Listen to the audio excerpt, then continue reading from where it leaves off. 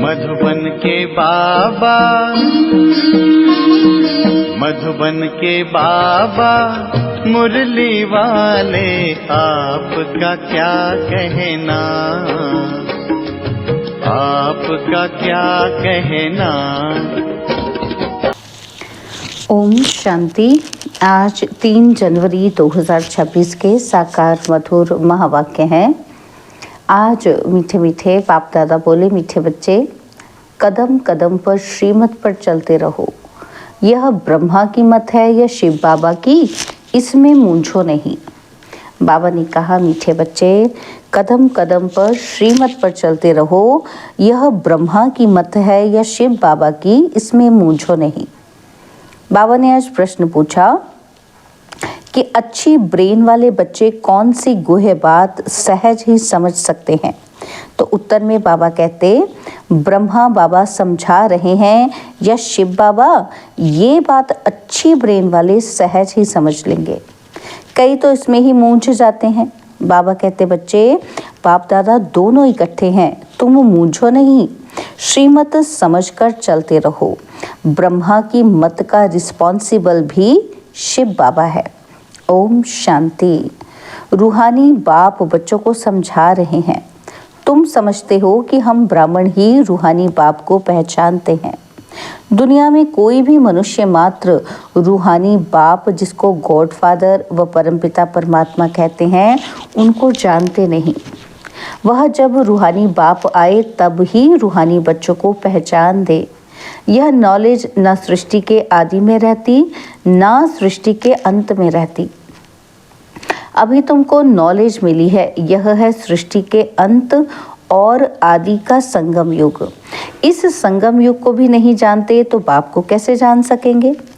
कहते हैं, हे पतित पावन आओ, आकर पावन बनाओ, परंतु ये पता नहीं है कि पतित पावन कौन है और वह कब आएंगे। बाप कहते हैं, मैं जो हूँ, जैसा हूँ, मुझे कोई भी नहीं जानते।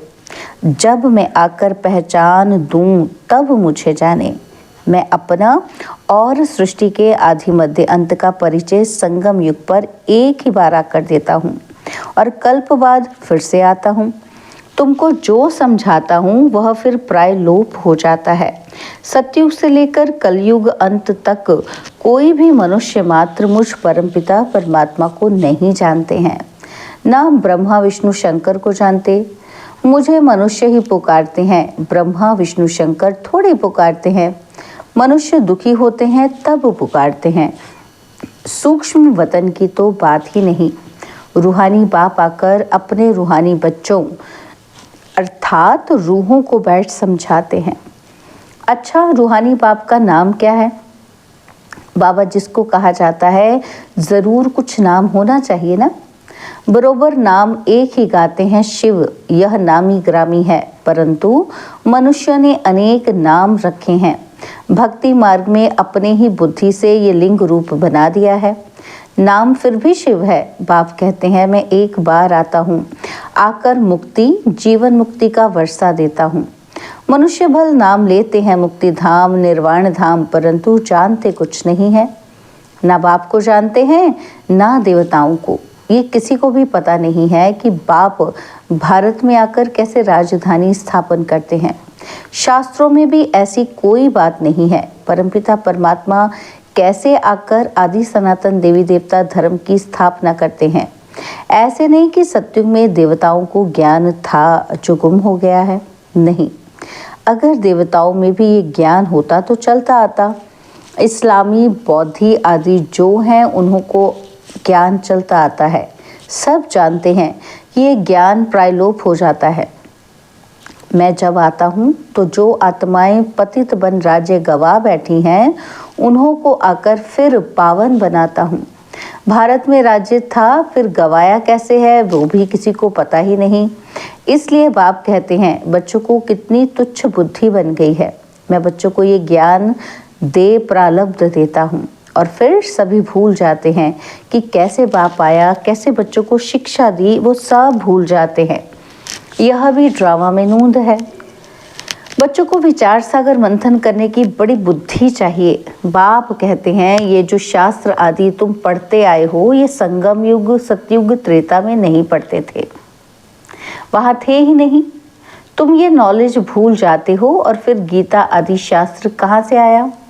जिन्होंने गीता सुनकर ये पद पाया है वही नहीं जानते तो फिर और कैसे जान सकते हैं? देवताएं भी नहीं जान सकते। हम मनुष्य से देवता कैसे बने वह पुरुषार्थ का पाठ ही बंद हो गया। तुम्हारी प्रारब्ध शुरू हो गई और वहाँ ये नॉलेज हो कैसे सकती? बाप समझाते हैं ये नॉलेज तुमको फिर से मिल रही है। कल्प पहले मिसल तुमको राजयोग सिखलाए प्रारब्ध दी जाती है तो वहाँ तो दुर्गति है ही नहीं, तो ज्ञान की बात भी नहीं उठ सकती है। बाबा कहते ज्ञान है ही सदगति पाने के लिए, वह देने वाला एक बाप है। सदगति और दुर्गति का अक्षर यहाँ से निकलता है। सदगति को भारतवासी ही पाते हैं। समझते हैं हेवनली गॉडफादर ने हेवन रचा था, कब रचा ये कुछ भी पता नहीं। शास्त्रों में लाखों वर्ष लिख दिया है। बाप कहते हैं बच्चों तुमको फिर से नॉलेज देता हूँ और फिर ये नॉलेज खलास हो जाती है तो भक्ति शुरू होती है। आधा कल्प है ज्ञान, आधा कल्प है भक्ति, यह भी कोई नहीं जानते हैं। सत्यु की आयु ही लाखों वर्ष दे दी है तो मालूम कैसे पड़े? 5000 वर्ष की बात भी भूल गए हैं तो लाखों वर्ष की बात कैसे जान सकें? कुछ भी समझते नहीं। बाप कितना सहज समझाते हैं कि कल्प की आयु 5000 वर्ष है। युग ही 4 हैं, चारों का इक्वल टाइम 1250 वर्ष है। ब्राह्मणों का ये मिड गेट युग है, बहुत छोटा है उन 4 युगों से। तो बाप भिन्न भिन्न रीति से नई नई पॉइंट्स सहज रीति बच्चों को समझाते रहते हैं। धारणा तुमको करनी है, मेहनत तुमको करनी है। ड्रामा अनुसार जो समझाता आया हूँ वह पाठ चला आता है। जो बताने का था वही आज बता रहा हूँ, इमर्ज होता रहता है। तुम सुनते जाते हो, तुमको ही धारण करना और कराना है। मुझे तो धारण नहीं करना है, तुमको सुनाता हूँ, धारण कराता हूँ। हमारी आत्मा में पाठ है पतितों को पावन बनाने का। जो कल्प पहले समझाया था वही निकलता रहता है। मैं पहले से जानता नहीं था कि क्या सुनाऊंगा। बल इनकी सोल विचार सागर मंथन करती हो तो ये विचार सागर मंथन कर सुनाते हैं या बाबा सुनाते हैं, ये बड़ी गुह्य बातें हैं। इनमें ब्रेन बड़ी अच्छी चाहिए। जो सर्विस में तत्पर होंगे उनका ही विचार सागर मंथन चलता होगा। वास्तव में कन्याएं बंधन मुक्त होती हैं, वह इस रूहानी पढ़ाई में लग जाएं, बंधन तो कोई है नहीं। कुमारियां अच्छा उठा सकती हैं, उनको है ही पढ़ना और पढ़ाना, उनको कमाई करने की दरकार नहीं है। कुमारी अगर अच्छी रीति से ये नॉलेज समझ जाए तो सबसे अच्छी है। सेंसिबल होगी तो बस इस रूहानी कमाई में लग जाएगी। कई तो शौक से लौकिक पढ़ाई पढ़ती रहती हैं, समझाया जाता है इससे कोई फ़ायदा नहीं। तुम ये रूहानी पढ़ाई पढ़कर सर्विस में लग जाओ। वह पढ़ाई तो कोई काम की नहीं है, पढ़कर चले जाते हैं। ग्रस्त व्यवहार में गृहस्थी माताएं बन जाती हैं। कन्याओं को तो इस नॉलेज में लग जाना चाहिए। कदम कदम श्रीमत पर चल धारणा में लग जाना है। मम्मा शुरू में आई और फिर इस पढ़ाई में लग गई। कितनी कुमारियां तो गुम हो गई। कुमारियों को अच्छा चांस है, श्रीमत पर चले तो बहुत फर्स्ट क्लास हो जाएं। यह श्रीमत है, वह ब्रह्मा की मत है, इसमें ही मूंझ पड़ते हैं। फिर भी ये बाबा का रथ है ना, इनसे कुछ भूल हो जाए तो तुम श्रीमत पर चलते रहेंगे तो वह आप ही ठीक कर देंगे। श्रीमत मिलेगी भी इन द्वारा। सदैव समझना चाहिए कि श्रीमत मिलती है, फिर कुछ भी हो रिस्पॉन्सिबल खुद हैं। इनसे कुछ हो जाता है, बाबा कहते हैं मैं रिस्पॉन्सिबल हूँ। ड्रामा में ये राज नूंधा हुआ है, इनको भी सुधार सकते हैं। फिर भी बाप है ना, बाप दादा दोनों इकट्ठे हैं तो मूंझ पड़ते हैं। पता नहीं शिव बाबा कहते हैं कि ब्रह्मा कहते हैं। अगर समझें कि शिव बाबा ही मत देते हैं तो बाबा कहते फिर क्या होगा, तो कभी भी हिल नहीं सकते। शिव बाबा जो समझाते हैं सो राइट ही है। तुम कहते हो बाबा आप ही हमारे बाप टीचर गुरु हो, तो श्रीमत पर चलना चाहिए ना। जो कहे उस पर चलो। हमेशा समझो कि शिव बाबा कहते हैं वह है कल्याणकारी, इनकी रिस्पॉन्सिबिलिटी भी उन पर है। उनका रथ है ना, तो मूंझते क्यों हो? पता नहीं ये ब्रह्मा की राय है या शिव की। तुम क्यों नहीं समझते हो कि शिव बाबा ही समझाते हैं। श्रीमत जो कहे सो करते रहो, दूसरों की मत पर तुम आते ही क्यों हो। श्रीमत पर चलने से कभी झुटका नहीं आएगा, परंतु चल नहीं सकते, मूंझ पड़ते हैं। बाबा कहते हैं तुम श्रीमत पर निश्चय रखो तो मैं रिस्पॉन्सिबल हूँ। तुम निश्चय ही नहीं रखते हो तो फिर मैं भी रिस्पॉन्सिबल नहीं। हमेशा समझो कि श्रीमत पर चलना ही है। वह जो कहे, चाहे प्यार करे चाहे मारो, तो ये उनके लिए गायन है। इसमें लात आदि मारने की तो बात ही नहीं है, परंतु किसी को निश्चय बैठना ही बड़ा मुश्किल है। निश्चय पूरा बैठ जाए तो कर्मातीत अवस्था हो जाए, लेकिन वह अवस्था आने में भी टाइम चाहिए।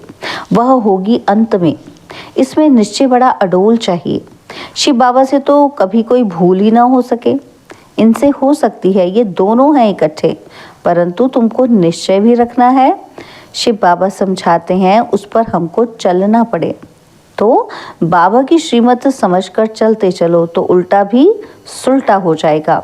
कहाँ मिसअंडरस्टैंडिंग भी हो जाती है। शिव बाबा और ब्रह्मा बाबा की मुरली को भी बड़ा अच्छी रीति समझना है। बाबा ने कहा व इसने कहा, ऐसे नहीं कि ब्रह्मा बोलते ही नहीं है, परंतु बाबा ने समझाया है। अच्छा समझो ये ब्रह्मा कुछ नहीं जानते, शिव बाबा ही सब कुछ सुनाते हैं।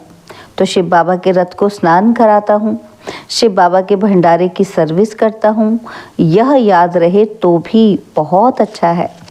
शिव बाबा की याद में रहते कुछ भी करे तो बहुतों से तीखे जा सकते हैं।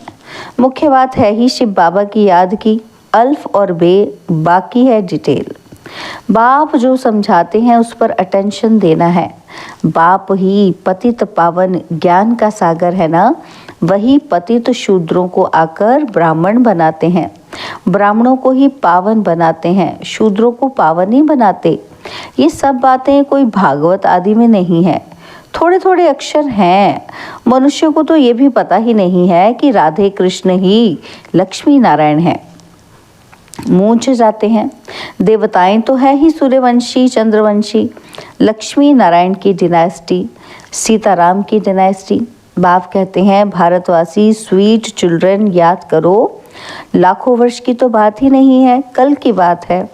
तुमको राज्य दिया था, कितना अकिचार धन दौलत दिया। बाप ने सारे विश्व का तुमको मालिक बनाया, और कोई खंड थे ही नहीं, फिर तुमको क्या हुआ। विद्वान आचार्य पंडित कोई भी इन बातों को नहीं जानते। बाप ही कहते हैं अरे भारतवासियों, तुमको राज्य भाग्य दिया था ना। तो तुम भी कहेंगे कि शिव बाबा कहते हैं कि इतना तुमको धन दिया, फिर तुमने कहाँ गवा दिया। बाप का वर्षा कितना जबरदस्त है। बाप ही पूछते हैं ना, वह बाप चला जाता है तो मित्र संबंधी पूछते हैं बाप ने तुमको इतने पैसे दिए, सब कहाँ गवाए। यह तो बेहद का बाप है। बाप ने कौड़ी से हीरे जैसा बनाया, इतना राज्य दिया, फिर पैसा कहाँ गया। तुम क्या जवाब देंगे। किसी को भी समझ में नहीं आता है। तुम समझते हो कि बाबा पूछते ठीक है कि इतने कंगाल कैसे बने हो। पहले सब कुछ सतो प्रधान था और फिर कला कम होती गई तो सब कुछ कम होता गया। सतयुग में तो सतो प्रधान थे, लक्ष्मी नारायण का राज्य था। राधे कृष्ण से लक्ष्मी नारायण का नाम जास्ती है। उन्हों की कोई ग्लानि नहीं लिखी है और सबके लिए निंदा लिखी है। लक्ष्मी नारायण के राज्य में कोई दैत्य आदि नहीं बताते हैं। तो ये बातें समझने की है। बाबा ज्ञान धन से झोली भर रहे हैं। बाप कहते हैं बच्चे इस माया से खबरदार रहो। अच्छा मीठे मीठे सिकिलदे बच्चों प्रति माता पिता बाप दादा का याद प्यार और गुड मॉर्निंग। रूहानी बाप की रूहानी बच्चों को नमस्ते। हम रूहानी बच्चों की रूहानी बाप दादाजी को दिलवा जान सिकवा प्रेम से नमस्ते। ओम शांति। प्यारे बाबा, मीठे बाबा, मेरे बाबा शुक्रिया, बाबा शुक्रिया, बाबा शुक्रिया। धारणा के लिए मुख्य सार है, पहला पॉइंट है सेंसिबल बन सच्ची सेवा में लग जाना है। जवाबदार एक बाप है, इसलिए श्रीमत में संशय नहीं उठाना है, निश्चय में अडोल रहना है। और सेकंड पॉइंट है विचार सागर मंथन कर बाप की हर समझानी पर अटेंशन देना है, स्वयं ज्ञान को धारण कर दूसरों को सुनाना है। बाबा ने आज हमें वरदान दिया, अपने अनादि आदि रियल रूप को रियलाइज करने वाले संपूर्ण पवित्र भव। अपने अनादि आदि रियल रूप को रियलाइज करने वाले संपूर्ण पवित्र भव। तो बाबा कहते आत्मा के अनादि और आदि दोनों काल का ओरिजिनल स्वरूप पवित्र है। अपवित्रता आर्टिफिशियल शूद्रों की देन है। शूद्रों की चीज ब्राह्मण यूज नहीं कर सकते, इसलिए सिर्फ यही संकल्प करो कि अनादि आदि रियल रूप में मैं पवित्र आत्मा हूँ। किसी को भी देखो तो उनके रियल रूप को देखो, रियल को रियलाइज करो तो संपूर्ण पवित्र बन फर्स्ट क्लास व एयर कंडीशन की टिकट के अधिकारी बन जाएंगे। स्लोगन है परमात्मा दुआओं से अपनी झोली भरपूर करो तो माया समीप नहीं आ सकती। परमात्मा दुआओं से अपनी झोली भरपूर करो तो माया समीप नहीं आ सकती। बाबा के अव्यक्त इशारे, इस अव्यक्त मास में बंधन मुक्त रह जीवन मुक्त स्थिति का अनुभव करो। मेजॉरिटी बच्चों ने अभी लोहे की जंजीरें तो काट ली हैं, लेकिन बहुत महीन और रॉयल धागे अभी भी बंधे हुए हैं। कई पर्सनालिटी फील करने वाले हैं, स्वयं में अच्छाइयाँ हैं नहीं, लेकिन महसूस ऐसे होती है कि हम तो बहुत अच्छे हैं, हम बहुत आगे बढ़ रहे हैं। यह जीवन बंध के धागे मेजॉरिटी में हैं और बाप दादा अब इन धागों से भी मुक्त जीवन मुक्त देखना चाहते हैं। अच्छा, ओम शांति। और अब यह एक बहुत अच्छी वीडियो भी जरूर देखें।